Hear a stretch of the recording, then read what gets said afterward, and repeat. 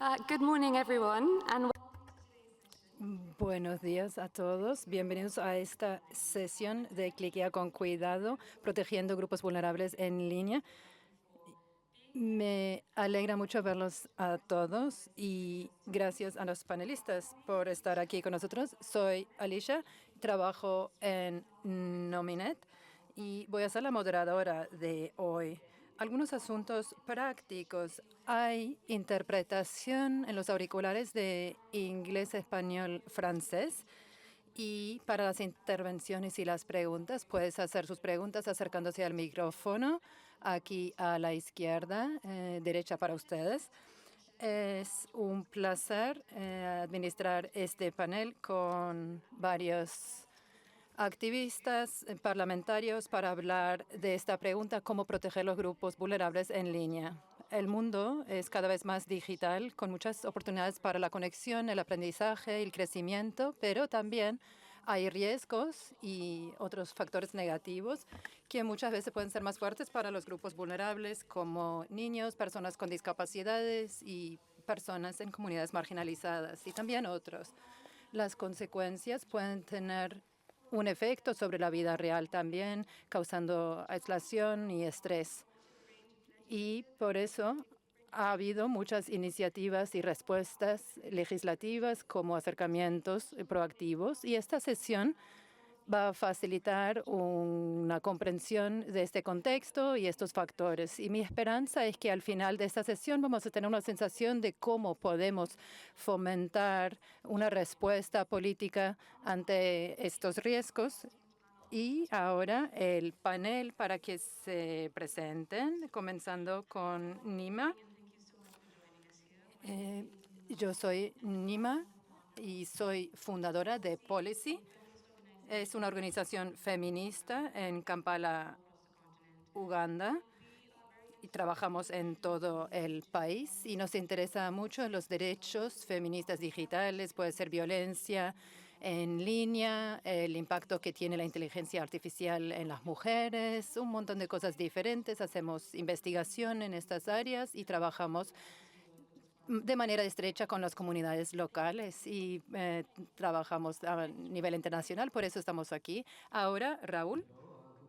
Hola, buenos días a todos. Soy Raúl Manuel, me pueden decir Raúl. Soy parlamentario de las Filipinas, represento el Partido Juvenil y aparte de ser parlamentario e integrante del partido, he sido activo en las uniones estudiantiles y así he venido trabajando mucho en estos temas. Muchas gracias, Raúl. Después tenemos Su Excelencia Teo Ching. Soy Ni Ching, soy de Malasia, soy viceministra de Comunicaciones y desde diciembre de 2022. Sin embargo, en el 2018 también tuve la oportunidad de servir en el Ministerio de Educación como viceministra también. Soy madre de 3 hijos, así que eso de proteger a los niños en línea es algo que me importa mucho. Y en el Ministerio de Comunicaciones tenemos una agencia que se llama MCMC. Es una comisión que es reguladora para las plataformas, los servidores, etcétera. Y bueno, me alegra mucho estar aquí. Y después, Niga, buenos días a todos.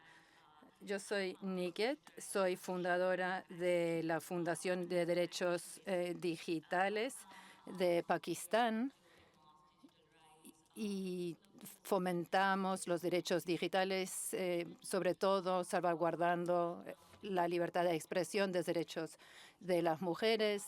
Queremos ver un cambio sistémico. Tenemos una línea de ayuda donde se puede llamar y también brindar apoyo y consejos para víctimas de abuso en línea. Y nosotros también realizamos investigación a fondo y dedicamos muchos esfuerzos al activismo, tanto a nivel nacional como a nivel internacional. Muchas gracias y está Arda también con nosotros. Bueno, mi tren se había atrasado, por eso vine un poco tarde. Soy Arda Herkens, soy presidente de la Oficina Reguladora de Material Terrorista y de Abuso Sexual Infantil. Antes fui senadora y parlamentaria. Mi organización está ahí realmente para identificar el contenido nocivo y material de abuso sexual infantil para eliminarlo, hacer que lo eliminen, y si no, vamos a encontrar a los que no cumplan con estas normas. Y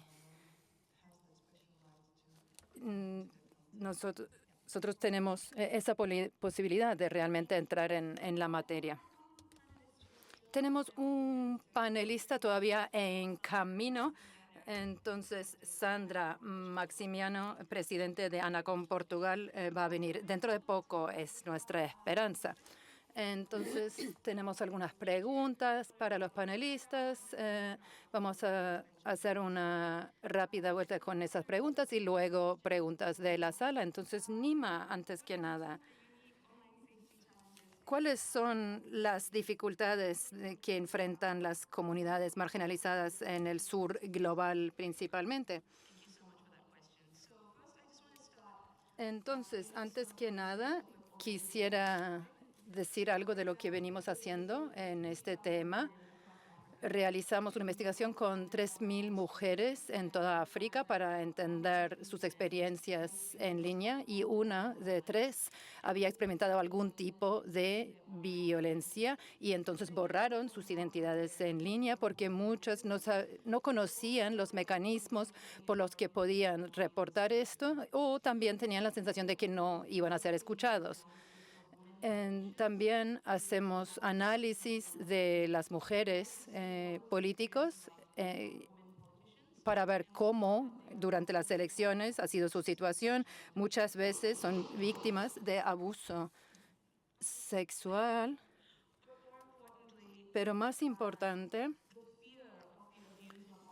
el temor al abuso en espacios en línea hace que muchas mujeres en la política no tenían perfiles en redes sociales o en línea y eligieron no participar en espacios en línea. Y lo tercero es el impacto de la inteligencia artificial en las mujeres. Pensando en el cuidado, pensamos muchas veces en las redes sociales, pero ¿cómo cuando hay discriminación de los algoritmos, inteligencia artificial facilita la censura y también la vigilancia digital, y también puede ocupar muchos empleos que normalmente ocuparían las mujeres? Entonces, ¿cómo podemos ver estas desigualdades interseccionales? Entonces, la alfabetización digital, ahí hay muchas diferencias. Entonces, si intentas, tanto como plataforma y como sociedad civil o como gobierno, hacer algo, hay que tener en cuenta que hay mujeres que no tienen acceso para nada, no tienen conocimiento o habilidades digitales. Entonces, ¿cómo puedes hacer algo por todas estas personas en todos estos niveles diferentes? Y en Uganda se habla aproximadamente 50 idiomas. Entonces, no hay grandes partes del mercado para cada uno de ellos. Entonces, ¿cómo puedes desarrollar intervenciones? ¿Cómo tener mecanismos de seguridad cuando en tu plataforma no tienes estos idiomas? Y después, la normalización del abuso es algo que me interesa, tanto en la vida real como en espacios en línea, que son tanto culturales como la acción que hay en las plataformas. Si hay acoso en la calle, vas a la policía, no hace nada. Eso también es replicado en el espacio en línea. Si buscas ayuda y hay inacción de parte de la plataforma, entonces se normaliza el abuso en línea. Y después, la invisibilidad en las plataformas. porque aquí, por supuesto, podemos hablar de estas cosas, pero muchas mujeres, muchos grupos marginalizados no están aquí para contar sus experiencias. Y después quería decir que la legislación que sí existe, sobre todo en nuestro contexto, ha sido como un arma en contra de las mujeres y los grupos marginalizados. Las leyes de ciberdelincuencia o protección de datos se han usado en contra de las mujeres y lo ha hecho peor. Así que muchas veces son demasiado estrechos porque enfocan solamente en la criminalización a través de la legislación, pero no realmente se enfrentan a la realidad que viven las mujeres. Así que eso de compartir imágenes íntimas, eso sí puede estar en la ley, pero la radicalización ideológica no se abarca por la legislación, lo que sufren muchos menores en línea, o las decisiones que toman las plataformas donde sí presentan mucho la violencia. Entonces hay que ver este aspecto de la violencia en línea en un sentido mucho más amplio. Muchas gracias. Hay muchísimas cosas en lo que tú dices, del temor a la violencia en espacios en línea, hasta cómo la gente percibe y vive esa marginalización. Y después el aspecto de legislaciones y cómo puede tener un efecto adversario. Y la legislación y cómo puede funcionar de buena manera. Como miembro del Parlamento, Raúl, ¿puedes decir algo?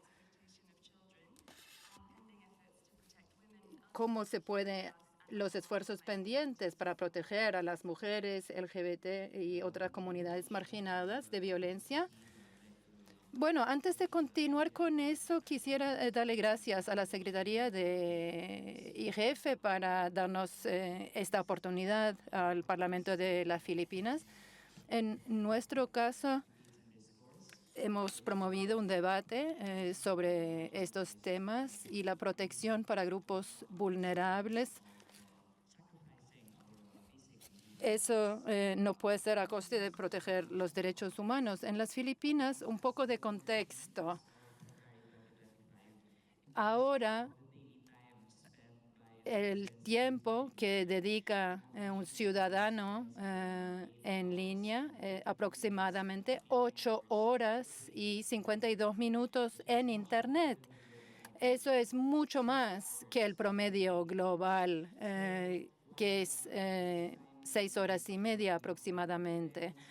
Entonces, conectando con amigos, con familiares, haciendo deberes escolares. Eso también expone a grupos vulnerables como los jóvenes y niños a la amenaza de violencia, etcétera.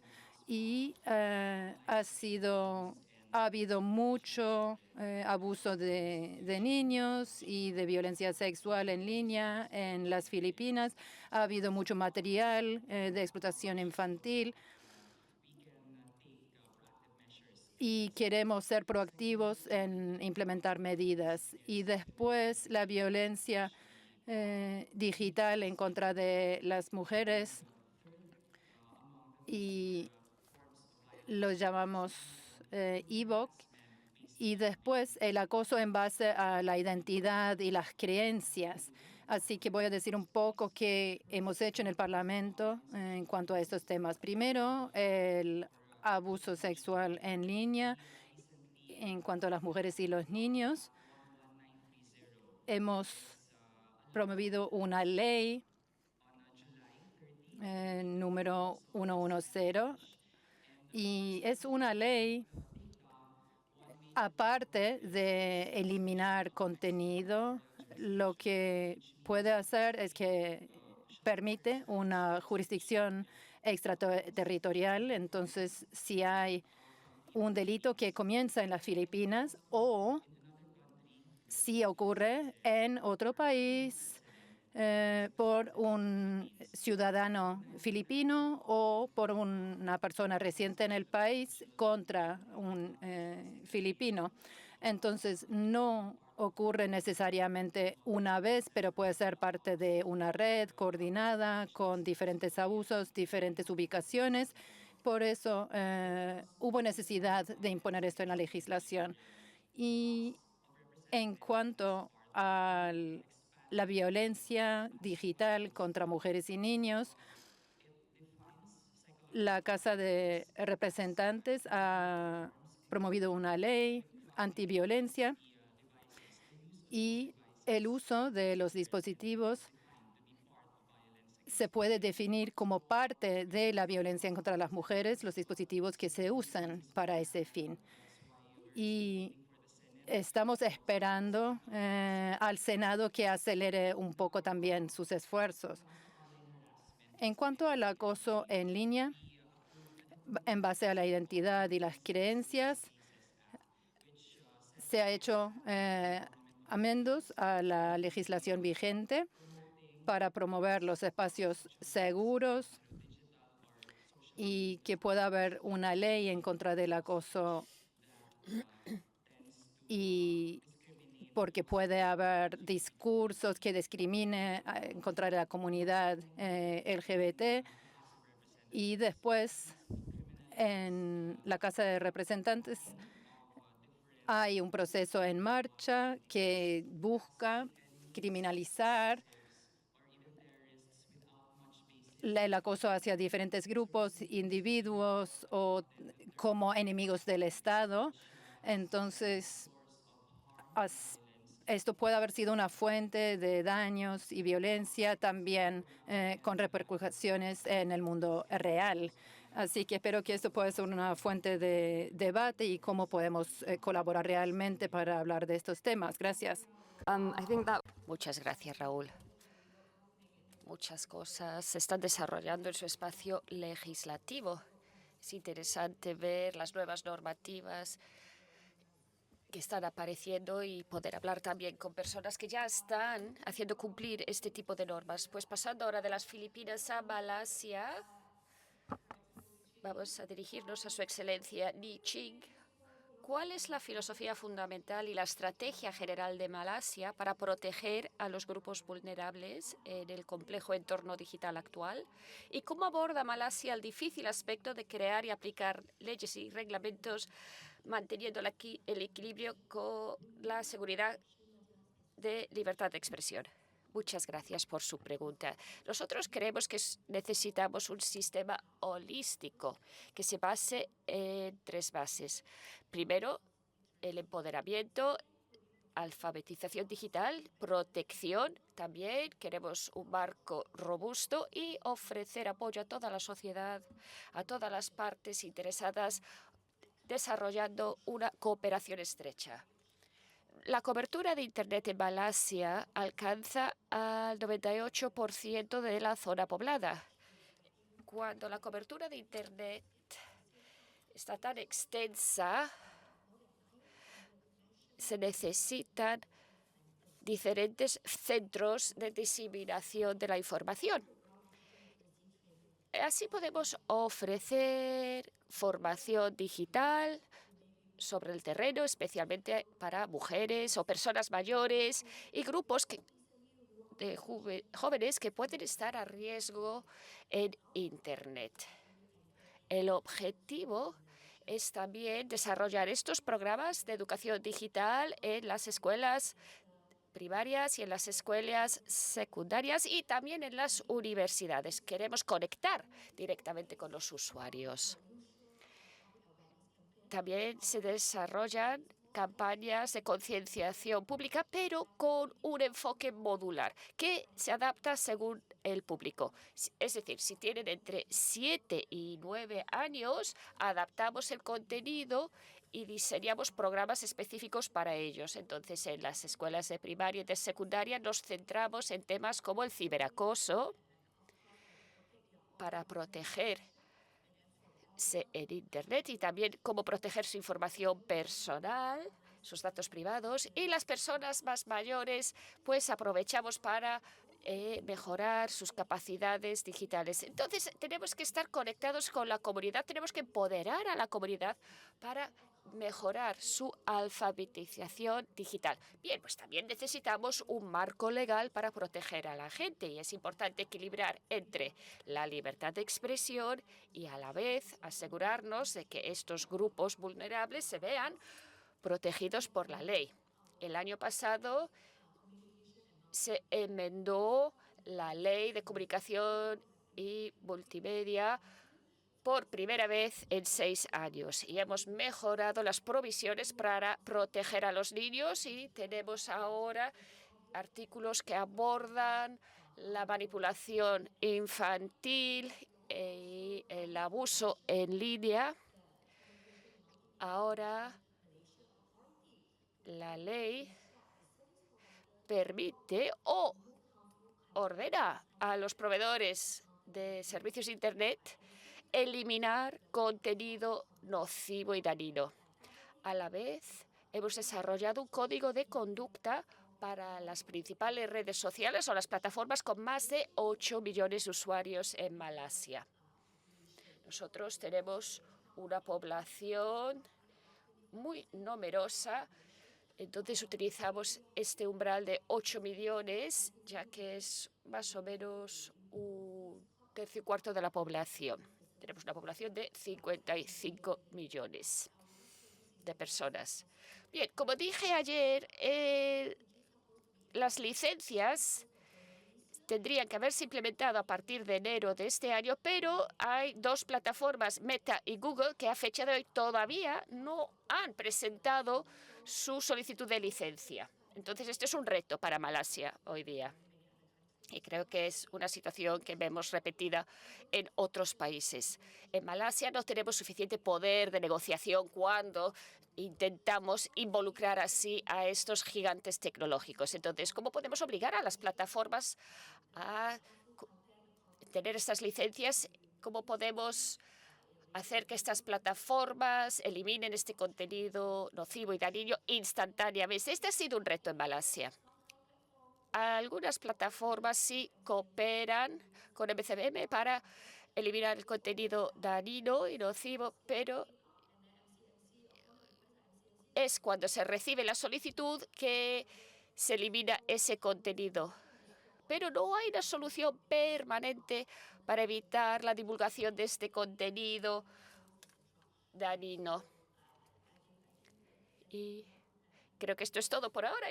Podré responder a más preguntas después. Muchísimas gracias. Un resumen muy interesante de cómo la legislación puede ayudar y cómo también es interesante contar con códigos de conducta voluntarias. Y también podremos hablar después de cómo eliminar contenido es una medida reactiva y cómo podemos mejorar la situación para ser más proactivos y para que no se suban esos contenidos. Y ahora vamos a hablar con Niga y los derechos digitales. La Digital Rights Foundation dirige los esfuerzos contra el acoso en línea y aboga por la privacidad y la libertad de expresión y también forma parte del Consejo de Supervisión de Meta. ¿Qué brechas en materia de derechos digitales observa entre el sur global y el norte global y qué hay de la responsabilidad de las plataformas? Muchísimas gracias por la pregunta. La Digital Rights Foundation ha dado seguimiento a diferentes movimientos como los contenidos deepfake generados por inteligencia artificial, las violaciones de privacidad y la vigilancia digital. Bien, pues hemos recibido más de 20.000 quejas de cientos de mujeres jóvenes, periodistas, en relación con el contenido que se ha creado acerca de estas personas. Y esta cifra de 20.000 quejas que ha sido recibida mediante nuestra línea directa es incluso superior cuando vemos lo que se está abordando en las agencias de investigación federal. La mayor parte de las quejas son acerca de amenazas, chantajes o divulgación de imágenes a las que no han dado su consentimiento. En el último año y medio hemos visto un auge de los deepfakes y esto hace que los límites entre lo que es verdad y lo que es ficción estén muy borrosas. Y vemos cómo está afectando a la reputación de las personas, cómo está creando un trauma psicológico e incluso hay consecuencias sociales. Hay mujeres que incluso se han suicidado a causa de esta situación. Y lo que es alarmante es que las plataformas, cuando responden en diferentes partes del mundo, responden muy suavemente y no hay rendición de cuentas reales. Y a menudo nosotros tenemos que ser los investigadores de qué está pasando aquí, tenemos que buscar las copias del contenido, tenemos que estar comunicándolo continuamente a las plataformas, solicitando la eliminación de ese contenido, etcétera, y todo esto sin ayuda suficiente. Si estas personas no son personas conocidas, la respuesta incluso se retrasa más. Mi trabajo en el organismo o el Consejo de Supervisión de Meta, vemos lo mismo, pero a escala global. Hemos visto cómo los casos de deepfake han aumentado y hemos visto casos de personas conocidas en Estados Unidos y una persona en la India. En Estados Unidos respondieron las plataformas rápidamente porque los medios de comunicación ya estaban hablando de ello, pero en el caso de la mujer de la India ni siquiera se escaló ese caso y no se añadió al registro de Meta hasta que se planteó en el Consejo de Supervisión. Y lo que hemos notado es que el sistema solo funciona con estas plataformas cuando los medios de comunicación le prestan atención. Pues, ¿qué pasa con todas estas mujeres que no llegan a los titulares en el sur global?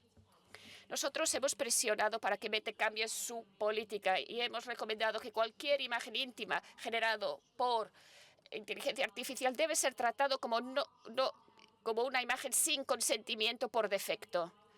Asesoramos o recomendamos que estos casos se traten bajo las políticas de abuso sexual y no bajo las políticas de acoso, ya que estamos tratando de temas de autonomía corporal.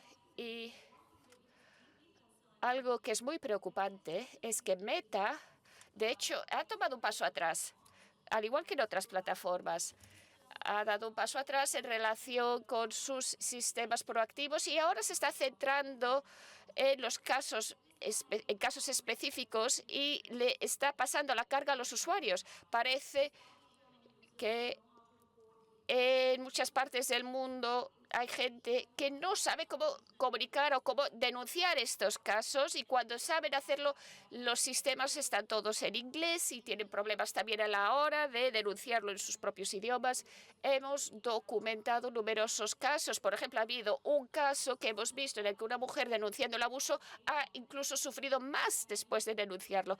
Es decir, que los mecanismos que se suponía que iban a protegerlas no están funcionando. Muchísimas gracias. Muchísima información. Y lo que estamos entendiendo es que si tenemos este derecho a la privacidad y a la libertad de expresión, esto tiene que ser para todos en todas partes del mundo. Tiene que aplicarse de manera igual. Y la manera en que se nos trata cuando las cosas van mal también tiene que ser equitativo. No podemos hacer que sea el individuo mismo el que se haga responsable de retirar todas esas imágenes cuando le afectan. Hay responsabilidad por parte de las plataformas. Y parece que todavía hay una brecha entre las normativas y lo que se necesita. Muy bien, pues ahora vamos a hablar con Ada.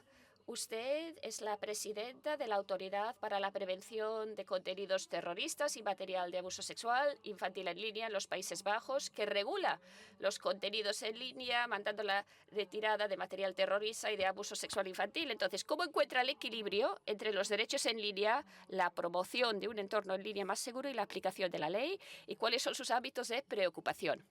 Muchísimas gracias por invitarme a participar en este panel. Para responder a una de las últimas partes de su pregunta, ¿cómo aplicamos la ley? Bien, pues nosotros tenemos como objetivo solo el contenido, no los que lo están subiendo, los que lo están bajando. Eso no es nuestro punto de interés. Claro que hay algo que es preocupante, lo comunicamos también a las agencias de cumplimiento de la ley para que ellos puedan iniciar sus propios procesos. Lo que nosotros hacemos es intentar que no haya también solapamiento entre las diferentes unidades. Creo que estamos haciendo un buen trabajo porque nosotros lo que hacemos es eliminar el contenido. Entonces, ¿cómo podemos hacer avanzar los derechos humanos? Con los poderes que tenemos, que son poderes importantes, que es eliminar o por lo menos ordenar o mandar la liberación de este contenido, pues esto también conlleva una responsabilidad, ya que podría ser material que se pueda considerar terrorismo, pero material también que se pueda considerar libertad de expresión. Entonces hay que ver cómo se busca ese punto de equilibrio. Primero hay que entender bien cuál es la legislación, cómo se aplica la legislación. Y la legislación es bastante amplia. Por ejemplo, una de las razones por las que algo pueda ser considerado glorificación o enajenación terrorista es algo que alabe un acto terrorista. Entonces, lo que estamos haciendo es cooperar con otros países europeos para aclarar que es lo que todos creemos es algo que glorifica los actos terroristas. Entonces, tenemos que refinar qué es esto, tenemos que definirlo claramente. Y esto hay que saber bien qué es antes de enviar estas órdenes de eliminación de contenido. Y cuando lo hacemos decimos, mira, esto cumple con este criterio, pues creo que es mejor que ustedes eliminen este contenido. Esto en cuanto al contenido terrorista. Bien, pues en cuanto al material de abuso sexual infantil, esto está claro, no hay debate aquí. Está claro que aquí no entra en juego para nada la libertad de expresión. Lo que rige aquí es los derechos del niño afectado.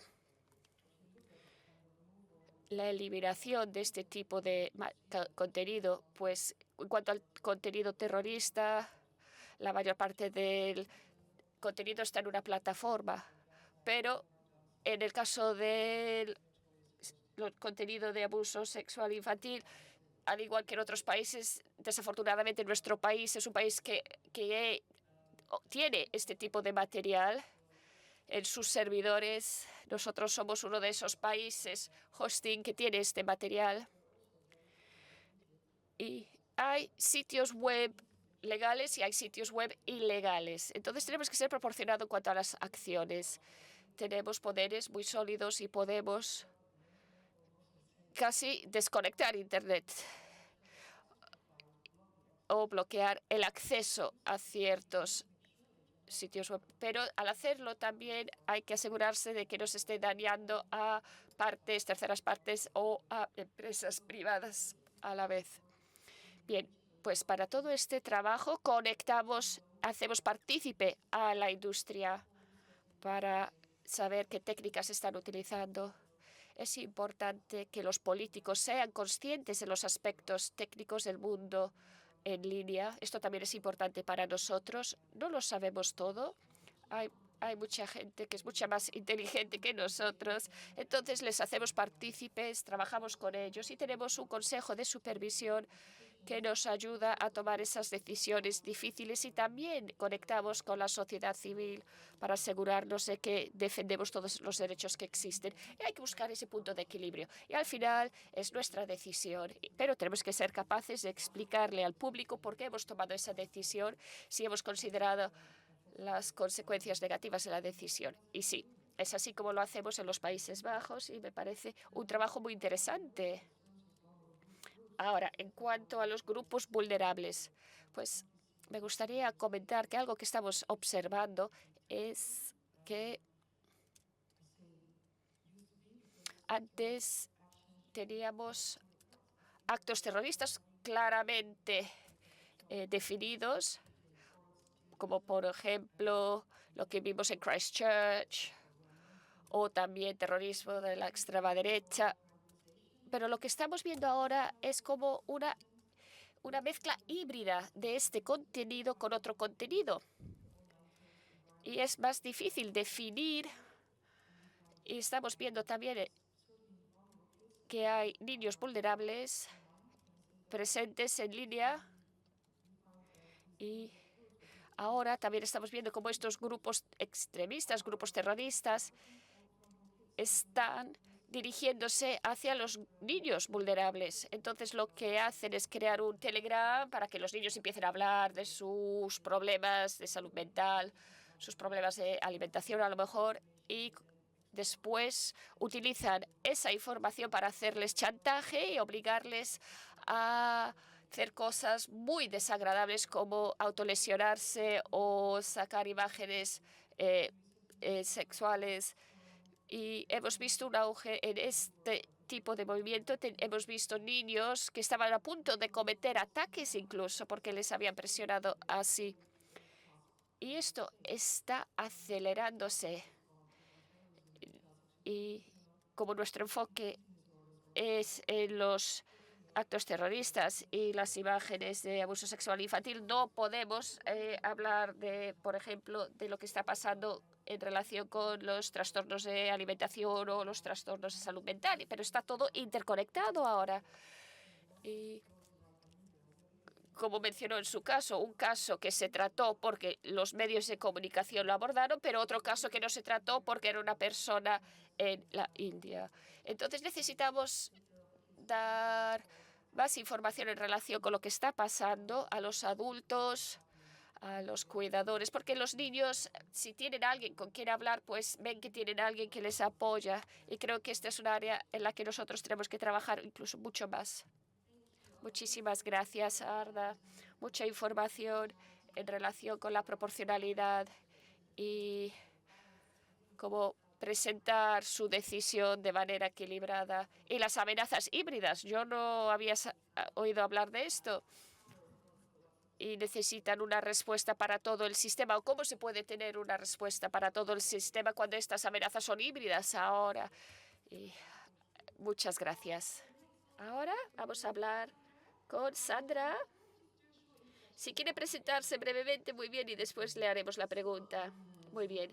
Soy Sandra Maximiano, presidente de ANACOM, que es la autoridad reguladora portuguesa para la comunicación. Y ANACOM también aborda la comunicación nacional, la comunicación internacional, y también es la agencia que está a cargo de todos los temas digitales y el terrorismo en línea y todos estos nuevos temas que están surgiendo, y además tiene competencia en el mundo de la inteligencia artificial. Soy economista y mi especialidad es en la conducta económica. Muy bien, pues estas dos funciones, economista y también reguladora, ¿no puede explicar en qué consiste la economía conductual y cómo puede utilizarse para proteger a los grupos vulnerables? Si fuéramos personas totalmente razonables, no tendría que importarnos tanto la seguridad, porque seríamos personas muy racionales y podríamos entender claramente qué es bueno, qué es malo y reaccionar. Pero no somos así. Entonces, la economía conductual es un campo que viene de la psicología y de la economía y que intenta entender cómo tomamos decisiones. Y las personas toman decisiones no como las máquinas, no maximizan siempre su bienestar, sino que les afecta el mundo social, la presión social, sus propias emociones. Y todas estamos afectadas por los sesgos cognitivos. Entonces, tomamos decisiones con todos estos elementos en cuenta y tenemos muchos sesgos cognitivos. Y estos sesgos cognitivos influyen también en el contexto digital, en línea. Y esto se tiene que tener en cuenta. Tenemos también el sesgo de la confirmación. Los usuarios quieren que sus creencias se vean confirmadas y buscan esos canales que confirman sus creencias. Y eso puede hacer perdurar la desinformación y las creencias falsas y falsas perspectivas y expectativas también.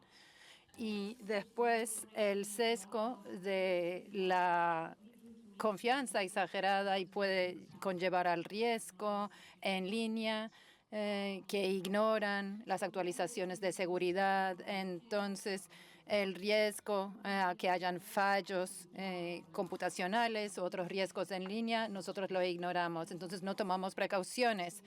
Y encima de todo eso, nosotros sufrimos de estos sesgos, pero hay grupos que sufren aún más de eso, pensando en los niños, pensando en personas con discapacidad, personas con dificultades de salud mental, pueden tener estos sesgos también afectando sus decisiones aún más. Y como reguladores hay que tener eso en cuenta. Entonces, por supuesto, nosotros tendríamos que conocer cómo se usan estos sesgos para influenciar la toma de decisiones en línea y luchar con el mismo tipo de armas. Tenemos que hacer uso de esos mismos sesgos para cambiar y a que la gente tome buenas decisiones.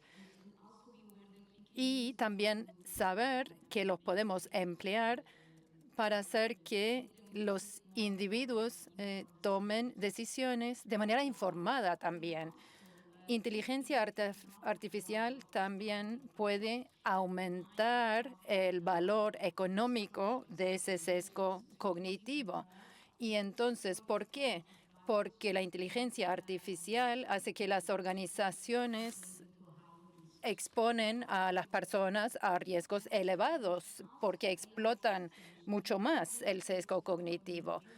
Y entonces no hace falta abusar de la vulnerabilidad para causar mucho daño a grupos vulnerables, porque hay sistemas, por ejemplo, que ignoran el aspecto vulnerable. Por ejemplo, una persona con un diagnóstico en el espectro de autismo sufre muchas veces de entender la ironía, ese tipo de cosas, entonces no entienden las intenciones de la persona que les habla. Y los chatbots se han vuelto muy populares en los últimos años en las personas con algún tipo de autismo para aumentar sus habilidades sociales. Y puede incorporar, por ejemplo, los chistes, y las personas con autismo pueden interpretar esto de manera literal y actuar correspondientemente, corriendo el riesgo de causarse o causar a otros un daño. Entonces, no necesariamente sea intencional, pero igual hay que saberlo porque puede suceder. Pero podemos usar ese sesgo para hacer que los individuos tomen buenas decisiones en línea. Entonces, para aumentar la protección para grupos vulnerables, como niños, como personas con discapacidad, con comunidades marginalizadas, entonces se puede emplear interfaces para diseñar de manera buena para los usuarios, teniendo en cuenta la carga cognitiva que impone sobre los usuarios y también presentando información sobre los riesgos en línea en una manera comprensible para que las personas puedan actuar correspondientemente. Así que eso es muy importante. Y para terminar, en cuanto al ciberacoso, inteligencia artificial también puede jugar un papel importante en proteger a los niños en contra de ello, porque se puede emplear principios en campañas y una información muy destinada, muy fácil de comprender, de fácil acceso para los usuarios. Y las normas sociales pueden ser una dificultad porque la gente siente una presión para hacer lo que están haciendo los demás y puede ser muy preocupante en cuanto a retos, desafíos en línea que involucra a muchos niños, pero al mismo tiempo podemos usar mensajes en línea para marcar cuál es una conducta positiva y puede cambiar la idea acerca del ciberacoso. Así que puede haber entonces una norma en contra del ciberacoso. Y tenemos que entender todas esas conductas y todos los sesgos conductuales para saber cuáles son riesgos en línea, pero podemos usar el mismo tipo de armas para cambiar esa misma conducta. Entonces hay que entender, hay que comprenderlo y como reguladores jugar con los mismos armas. Y entonces también informar, reportar si hay acoso y que hayan derechos para las personas que informan de estos hechos también. Y se pueden diseñar diferentes programas para enseñar a los niños de cómo deben responder de manera efectiva si hay un caso de ciberacoso. Entonces, que hayan incentivos para una conducta positiva en línea y se pueden involucrar a las escuelas, las plataformas en línea, para tener diferentes sistemas de premios para fomentar este tipo de conducta. Y se puede poner a prueba también con herramientas experimentales también. Entonces son ejemplos simplemente estos y las plataformas en línea también pueden tener normas claras en contra del ciberacoso para que sean eficientes respecto a los usuarios y la economía conductual también puede dejar más claro cuáles son las maneras de promover un espacio seguro en línea. Así que ese era el punto que yo quería presentar. Un ejemplo, lo mismo se puede aplacar cuando se entiende la discriminación algorítmica, cómo puede el sesgo entonces aumentar esta discriminación, pero al mismo tiempo cómo podemos usar esa misma arma para combatir ese tipo de sesgos que están incorporados en los algoritmos. Así que lo que quería decir es que si eres legislador, regulador, tenga en cuenta el aspecto conductual y que la gente lo está usando para hacer actuar de las personas de una manera determinada. Y entonces nosotros como reguladores tenemos que usar esas armas también, pero con otro fin, con otro objetivo. Eso era todo. Muchas gracias, Sandra. Me parece muy bueno tener diferentes perspectivas y no había escuchado esa perspectiva de la economía conductual antes y hablando de esa manera de los sesgos, cómo podemos dar vuelta al asunto y usar eso mismo para incentivar conductas distintas. Es una cuestión sumamente interesante. Entonces, en los diferentes debates se ha hablado mucho del rol que cumplen las plataformas. Entonces, una pregunta rápida para cada uno de los participantes antes de abrir a la sala. Entonces, ¿qué tipos de rendición de cuentas deben adoptar las cuentas, aparte de la eliminación de contenido? Comenzando con Arda. Gracias por esa pregunta. Antes que nada, debemos entender que las plataformas ya hacen muchas cosas. Hay que empezar con el aspecto positivo, porque se puede decir mucho sobre las plataformas, pero sí están haciendo un esfuerzo. El esfuerzo está ahí cuando no cuesta dinero, ¿verdad? Pero sí tiene un coste, entonces sí se vuelve difícil.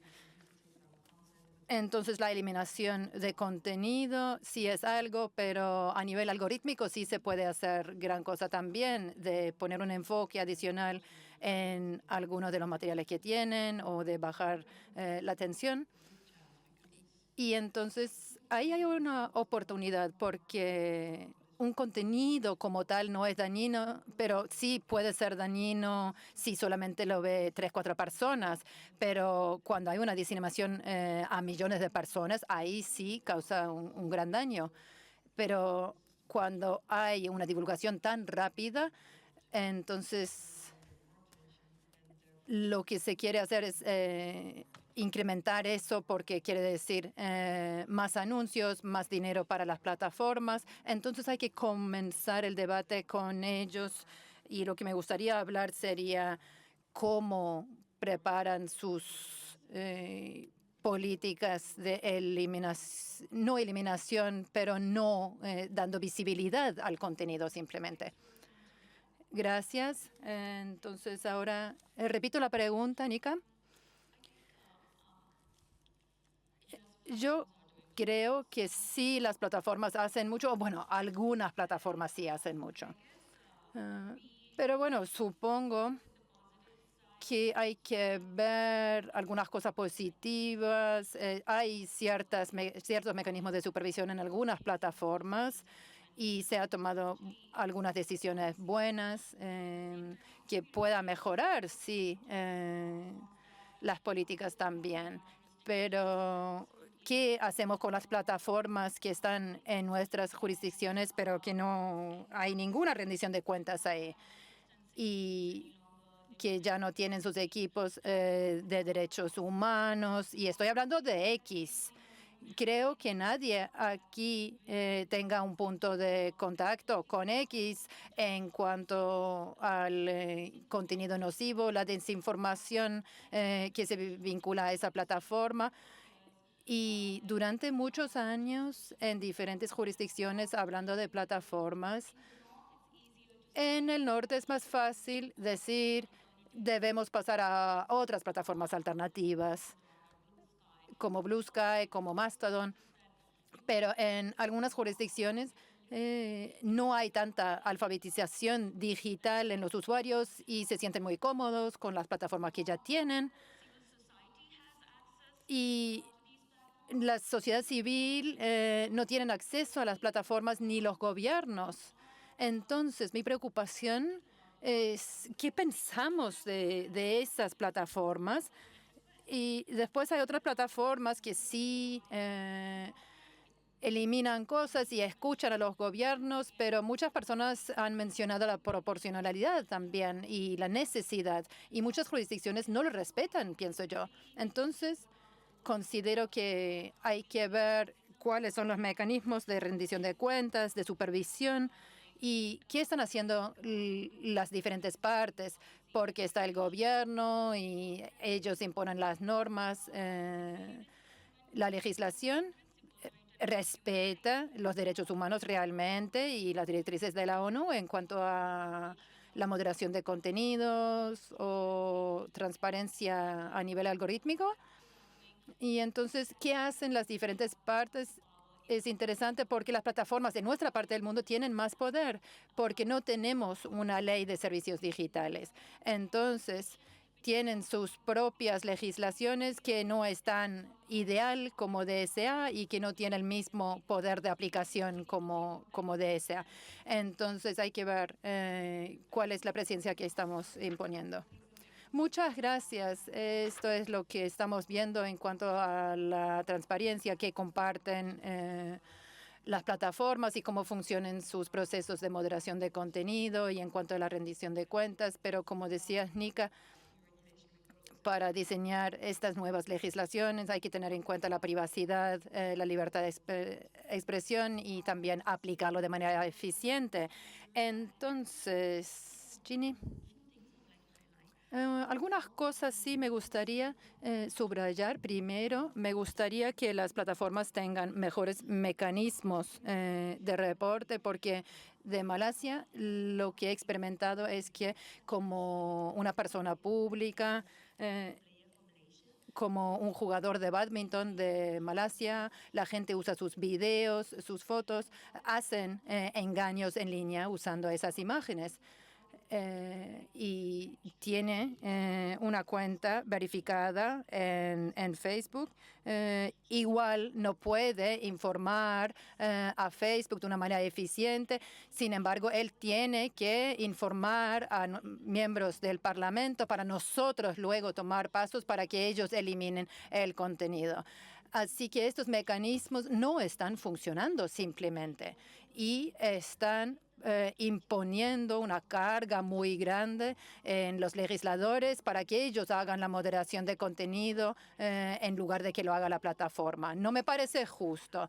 Y entonces, si los fraudes o los engaños en línea se eliminan, entonces, ¿cuáles son las medidas en contra de la persona que lo hace? Entonces, eso es, hay que involucrar a las plataformas y espero que respondan. ¿Cuánto ganan en Malasia por los anuncios? No tengo esos números.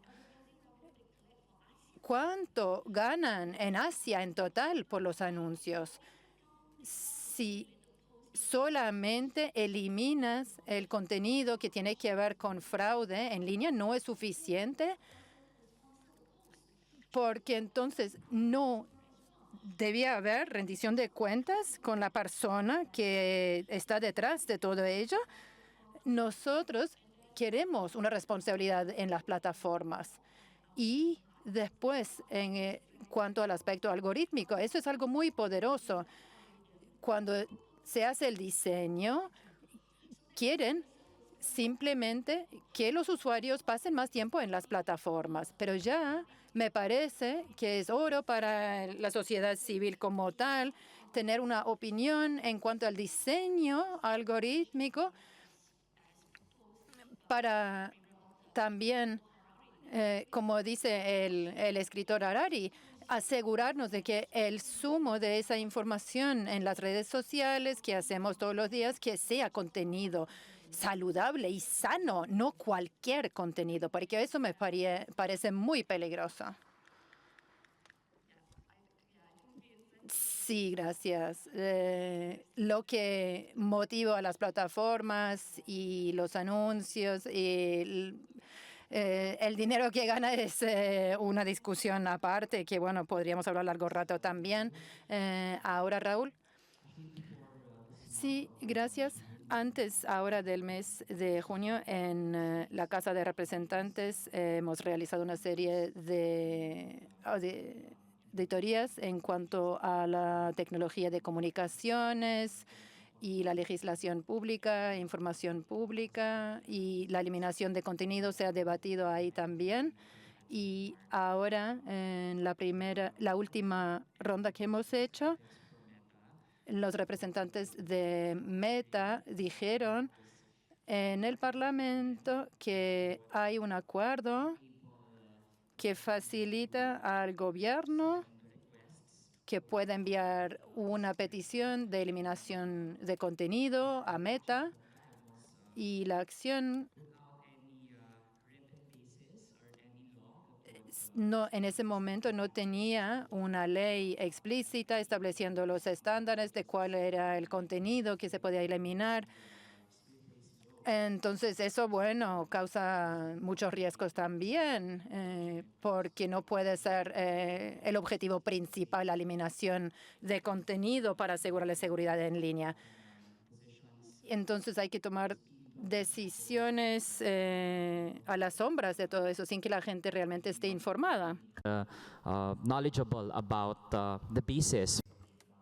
Tenemos que tener más conocimiento. Las plataformas tienen responsabilidad aquí. Por ejemplo, cuando monitoreamos el contenido que es nocivo para los niños, las mujeres y otros grupos marginados, como contenido de odio o de acoso o incluso publicaciones que son bulos, pues los usuarios tienen que comunicar esto al gobierno. Y en vez de eliminar todo el contenido de manera individual, creo que deberíamos centrarnos en las fuentes de creación de este contenido, ya sean cuentas o una red de cuentas que está buscando fomentar una cierta narrativa o discurso. Y así seremos no solo reactivos, sino proactivos también. Y yo creo que esto sería de gran utilidad. Muy bien, Raúl.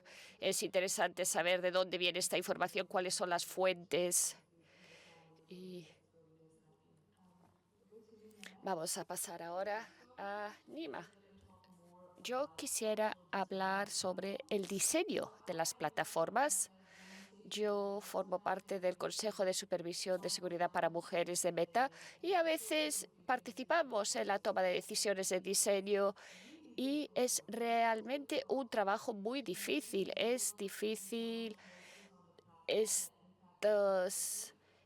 tomar estas decisiones de diseño que impactan en la conducta. Con la eliminación de contenidos, bien, es una medida muy reactiva que se desarrolla después del hecho. O sea, el contenido ya se ha compartido, se utiliza este mecanismo de solicitud de eliminación, lleva unos días, semanas o incluso no se elimina. Hay muchas veces que no se elimina siquiera. Y no hay un sentimiento de justicia aquí para las personas afectadas. Una vez que el contenido ha estado ahí publicado en línea, el daño ya está hecho, la herida ya existe. Yo creo que sería interesante pensar en qué otro tipo de fricción de diseño se podría introducir para que no se pueda compartir este tipo de contenido. Y estoy segura que mi estimada compañera economista aquí tendrá más opiniones en relación con este tema. Entonces, ¿cómo podemos hacer que no se suba en primer lugar este contenido? Hay orientaciones, hay prácticas, pero sería mejor tener esto antes. O cuando alguien insulta a una mujer en línea, pues estaría bien si, por ejemplo, le saliera un mensaje diciendo ¿estás seguro de que quiere publicar esto? Bien. Por otra parte, también es algo problemático y eso lo quiero reconocer. Este método es problemático porque este tipo de prohibición en la sombra se ha utilizado ya en el pasado contra grupos marginados para silenciarles. Entonces, cuando hablamos de temas como colonización, racismo, etcétera, las publicaciones a veces no se muestran. Y esto es un problema porque no tenemos transparencia en relación con los algoritmos que muestran o ocultan información. Y parece que dependemos todos de la ideología política y moral de quien sea propietario de esa plataforma. Si es una persona antifeminista de derechas, pues esas son las normas que se aplican o habrá que publicar según esas normas. Y lo que sí que estaría bien en un mundo perfecto es que estas decisiones de algoritmo se co-crean por parte de todos. Por ejemplo, si estamos hablando de la protección infantil, pues que todos decidamos, esto es lo que no queremos que se publique en red, que lo decidamos todos juntos, el gobierno, la sociedad civil y las plataformas, todos juntos. Las plataformas también tienen que rendir cuentas, ser más transparentes, tienen que realizar más auditorías e investigaciones con los gobiernos y la sociedad civil. Las plataformas no tienen que ser vistas como el enemigo, pero sí tenemos que colaborar mucho más en relación con el desarrollo de estas orientaciones. Gracias, Nima. Muy bien. El escuchar voces múltiples a la hora de gobernar las plataformas, esto está muy bien. Y me gustó el punto acerca de la fricción en el diseño. Muy bien. Adelante. Estoy totalmente de acuerdo con lo que se ha dicho hasta ahora. Pensemos en ello. Si quisiéramos realizar una actividad de lanzamiento en paracaídas, uno va a una empresa, dice que quiere realizar la actividad y siempre se recibe una formación de seguridad antes de realizar la actividad. Entonces aquí se compra el servicio y la empresa que ofrece el servicio está obligada a realizar este cursillo o esta conversación de seguridad. Pues a mí me gustaría que las plataformas que nos proporcionan un servicio también estén obligadas a por lo menos a darnos esta información de seguridad a todos nosotros acerca de la seguridad, acerca de las medidas que hay que tomar para protegernos como personas. Tenemos que saber cuáles son nuestros sesgos cognitivos, como he dicho, y tenemos que saber cómo el contenido en línea puede impactar en nuestras decisiones y nuestra conducta. Entonces, yo creo que las plataformas tendrían que proporcionarnos este tipo de información. Y lo que es ilegal fuera de línea tendría que ser ilegal en línea. Pero tenemos la zona gris. Lo que se debe eliminar. Aquí creo que deberíamos tener medidas como estos avisos o antes de publicar, o deberíamos mejorar la concienciación en relación con la utilización del Internet, y también deberíamos tener más cursillos para mejorar la alfabetización digital, hacer que todos seamos mejores usuarios de contenido en línea y que seamos conscientes de lo que existe y de lo que realmente puede causarnos daño. Pero las plataformas tienen que facilitar también mecanismos de queja para los usuarios. Esto lo estamos viendo. Los usuarios tienen que quejarse en las plataformas en primer lugar, y es muy difícil.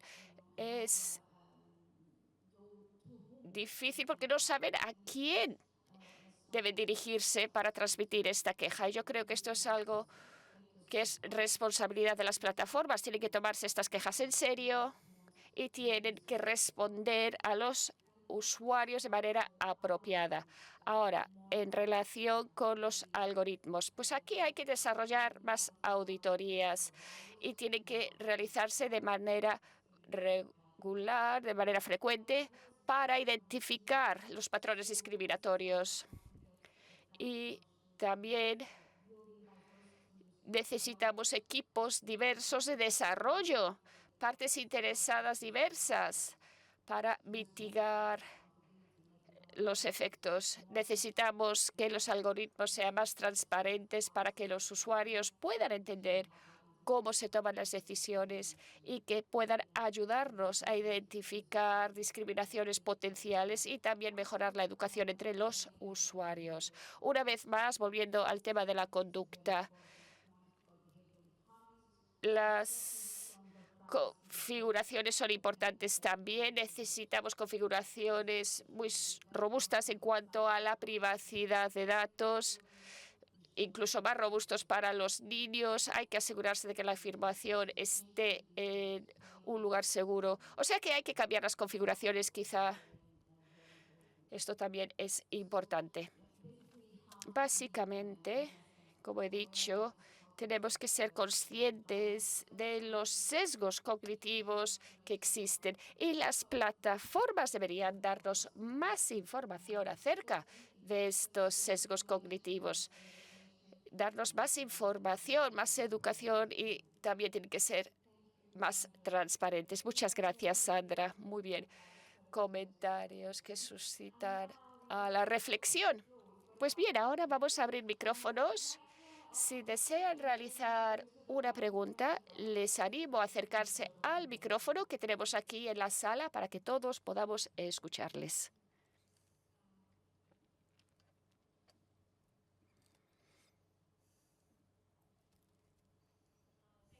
Muchas gracias. Anusha, anterior ministra de Información y Telecomunicaciones. Fui ministra durante 5 años y ayudé a promulgar la ley anti-ciberacoso en el 2016. Y con esta ley criminalizamos las ofensas que violan la dignidad de las personas. Y estos se podrían penalizar con multas o con penas de prisión. Todos sabemos que es importante legislar, pero también sabemos que cuando promulgamos leyes, los grupos de interés se oponen a estas actividades. Y todos sabemos que la financiación que reciben es de grupos comerciales. En el 2016 yo estaba intentando promulgar la ley y afronté mucha resistencia por parte de diferentes grupos de interés, y era difícil en ese momento ver cómo estaban, de hecho, apoyando intereses comerciales. Y noté que estos grupos de interés comerciales trabajaban para sí mismos y después con otras leyes vimos como estos mismos grupos de interés se cambiaron y empezaron a generar ingresos para sí mismos. Pues estamos viendo cómo estos juegos siguen jugándose con las nuevas generaciones y esto a coste de la dignidad de las personas. Y no solo las mujeres, los niños, es algo que le está costando a todas las personas en el planeta, todas las personas que se ven afectadas por el abuso en línea. Ahora, las preguntas. Mi solicitud es para la ministra de Malasia. Le he escuchado y es una persona muy elocuente y agradezco su claridad. Pero, según su experiencia, ¿qué opina tras la legislación promulgada en Malasia? ¿Han podido superar las dificultades? Porque yo creo, tras ejercer como ministra y también como presidente del Comité Permanente para Sistemas Tecnológicos, que ha llegado la hora de empezar a ya no pedir a las plataformas sociales esto. Nosotros necesitamos exigir más para nuestros ciudadanos. ¿Qué es lo que podemos hacer todos juntos para asegurarnos de que tengamos los mecanismos necesarios que no expongan a los niños, a las niñas, a nuestras jóvenes, a estas personas que tienen una filosofía diferente en relación con el contenido en línea? Cuando la gente está en Occidente, a lo mejor tienen un sistema legal diferente, una ideología diferente, pero la gente en el este tiene otro sistema de valores. Somos un país en el que un insulto a una niña puede causar que esa niña se salte por la ventana sin esperar a que se elimine el contenido. Esto ha sido el principal problema para mí. Nosotros en el este, en Oriente, tenemos un sistema de valores diferente. Entonces, ¿qué es lo que podemos hacer juntos todos hoy para proponer una solución? No creo que los intereses comerciales y la generación de ingresos nos permitan proporcionar las protecciones civiles que se necesitan. Entonces, quisiera saber cuál es su opinión, que me guíe, que me diga qué cree usted que debemos hacer, porque necesitamos recomendaciones sólidas. Muchas gracias. Muchísimas gracias. ¿Quiere responder ahora o escuchamos a más preguntas? Yo creo que si puede responder rápidamente, entonces podremos pasar a la siguiente pregunta. Muchísimas gracias por sus preguntas. Lo que hemos intentado hacer en Malasia, bien, promulgar la ley es fácil. En el gobierno tenemos la mayoría, en el Parlamento por lo menos el promulgar la ley ha sido fácil. Claro que tenemos que realizar muchas actividades de consulta, de participación, etcétera. No ha sido difícil, pero como bien ha señalado, hacer cumplir la ley es muy, muy difícil. Es un reto. Como dije anteriormente, necesitamos admitir que en Malasia, incluso si hemos introducido este régimen de licencia que se tenía que implementar desde el 1 de enero a fecha de hoy, solo X, TikTok y Telegram tienen licencia. Estas son las plataformas con más de 8 millones de usuarios. Han solicitado la licencia, la tienen, pero a fecha de hoy Meta y Google todavía no han solicitado esta licencia del gobierno de Malasia. Entonces, la siguiente pregunta es, ¿qué podemos hacer nosotros? Primero, creo que es demasiado difícil para Malasia abordar esto de manera aislada. Espero que tengamos un estándar común para estas plataformas sociales. En mi país, Singapur, en mi país vecino, Singapur, creo que están haciendo algo que es una buena idea. Aquí han impuesto un arancel en Meta y ahí tienen que identificar la veracidad de todos los que estén realizando anuncios. Y Meta está verificando la identidad de todos los que realizan publicidad. Y Meta lo está haciendo en Singapur. Entonces mi pregunta es, si lo está haciendo en Singapur, ¿por qué no lo pueden hacer en Malasia? Porque si verifica la identidad del que anuncia allí, ¿por qué no aquí? será mucho más fácil para nosotros entonces ver quiénes son los scammers, quiénes son los que están fomentando las apuestas en línea, etcétera. ¿Por qué lo está haciendo en Singapur y no en el resto del mundo? Entonces, esto para mí es muy importante. Necesitamos una organización internacional que identifique cuáles son las responsabilidades que deben tener las plataformas y no dejar esto en manos de un solo país, porque, como he dicho, Malasia no tiene poder de negociación internacional, es limitado. Y ahora, en cuanto a los estándares decididos por Occidente, es importante que participemos y que estas plataformas ejerzan como bloque. Es decir, en vez de que Malasia intente conectar con las plataformas, nos gustaría que Asia en su totalidad pueda presionar a estas plataformas. Si a lo mejor se lo hacemos por nosotros mismos, solo Malasia, pues a lo mejor les preocupa un poco, pero si lo hace Asia como continente, todo un bloque, los países asiáticos tenemos culturas parecidas, nos entendemos, podríamos establecer nosotros nuestro propio estándar que cumpla con nuestros requisitos culturales, históricos y regionales. Por lo tanto, creo que es importante que no apliquemos el estándar. Sí, entendemos en el mundo que hay diferentes regiones y podemos sentarnos y hablar de los estándares. Y tenemos que hablar de los estándares que se tienen que imponer en las plataformas según las regiones. Y me gustaría proponer esto como algo sólido. Muchas gracias. Cooperación futura, me parece fantástico. También quería comentar, sí, yo creo que los gobiernos tienen que entender que estamos aquí con el espíritu multipartito y las políticas internacionales necesitan la participación de la sociedad civil, de la industria, de los gobiernos. Y la sociedad civil es muy importante porque cuando se presentan las políticas y las normativas es la sociedad civil la que identifica los puntos críticos y que hace que los gobiernos rindan cuentas. Entonces, cuando hablamos de la responsabilidad de cuentas, estamos hablando de estos actores poderosos como las plataformas y como los gobiernos. Muy bien, muchas gracias. Vamos a pasar entonces a la siguiente pregunta en la sala. Buenos días. Andy Kapling, consultor en Internet Watch Foundation, que elimina contenido nocivo en diferentes partes del mundo. Más de 300 millones de niños son víctimas cada año de la explotación, del abuso sexual infantil. Esto todos los años.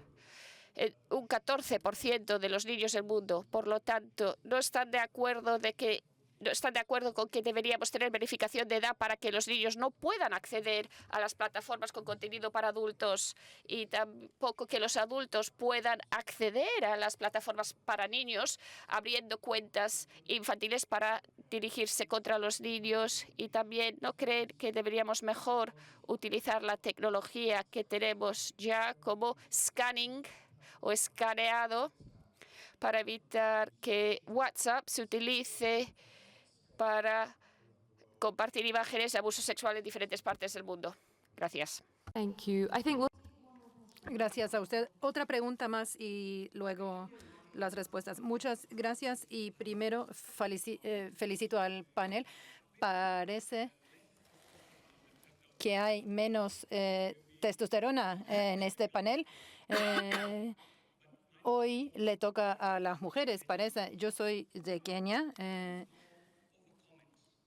Y soy John, entonces tengo un comentario en cuanto al IGF. Podemos hablar de lo que pueden hacer los legisladores y para que las plataformas también se pueden aprender cuáles son las posibilidades en las tecnologías, pero si también son seres humanos los autores de estos ciberdelitos y las víctimas son seres humanos. Entonces hay que ver más allá para ver si hay estructuras humanas en la comunidad porque las cosas técnicas y tecnológicas que podemos hablar aquí en el IGF no son factibles de emplear en algunos contextos, porque las grandes tecnologías tienen las plataformas en muchos países, pero no están físicamente presentes en muchos países. Entonces, no hay a dónde dirigirse si sufres algunas de estas cosas que estamos mencionando aquí. Pero si ya miramos las estructuras comunitarias ya existentes, podemos quizás ver posibilidades de darle poder a las víctimas, que si esta víctima es un niño amenazado en la escuela, ya hay estructuras sociales, hay grupos. Y, por ejemplo, lo que estamos aprendiendo en Kenia es que hay diferentes actividades, clubes de ocio para niños. Entonces, si vuelves que esto sea una cosa un poco cool, entonces para ellos va a ser una verdad. Entonces, si alguien es víctima de algo y después pasa a sucederles algo en línea, ya tienen las herramientas para informar de este acoso. Porque la persona que hace el acoso es una persona y la víctima es también una persona. Entonces, si solamente vemos las soluciones tecnológicas, estamos perdiendo una gran parte.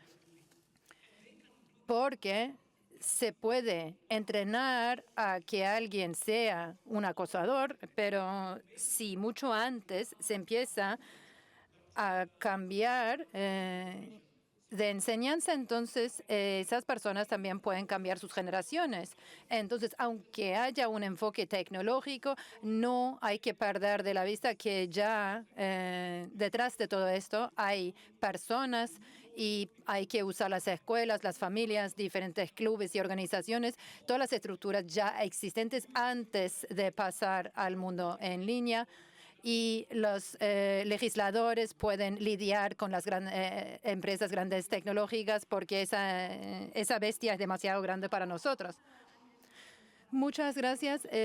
Hay dos partes en la pregunta de Andrew, algo en la verificación de la edad y cuentas para niños y si eso podría ser una medida preventiva. Y después escaneo de clientes. Si eso podría ser una medida proactiva. No sé si alguien en particular quisiera responder a eso, pero sí. Bueno, yo creo que definitivamente no. En Australia pasamos una prohibición para los niños en redes sociales. No sé cuál es el plan para la implementación todavía, pero porque lo que hace es darle todos los datos a las plataformas, así que me parece muy arriesgado irse por esa vía. Necesitamos cierto nivel de privacidad en nuestras vidas y la gente va a lograr maniobrar igual con todo esto. Así que yo creo que eso de quitar la última partecita que no queda privacidad no es la respuesta. Raúl, en las Filipinas hemos observado que la mejor forma de solucionar un problema no es a veces es mejor encontrar cuál es el fundamento del problema, porque como los jóvenes están siendo víctimas con fines muy crueles y nos dimos cuenta que el fundamento económico es un factor primordial y los niños y sus familiares también tienen una vida donde solamente persisten de día a día y entonces medidas para realmente enfrentar el hambre en los niños y la pobreza.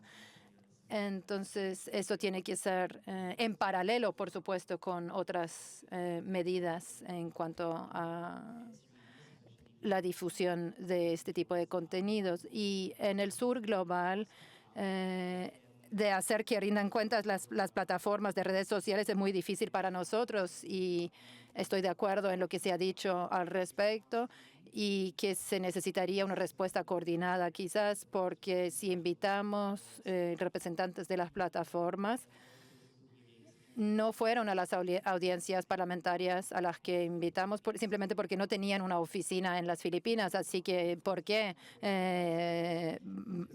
irían a ir? Y bueno, nosotros nos ofendimos por esa respuesta y esa actitud porque necesitamos realmente una acción y una respuesta.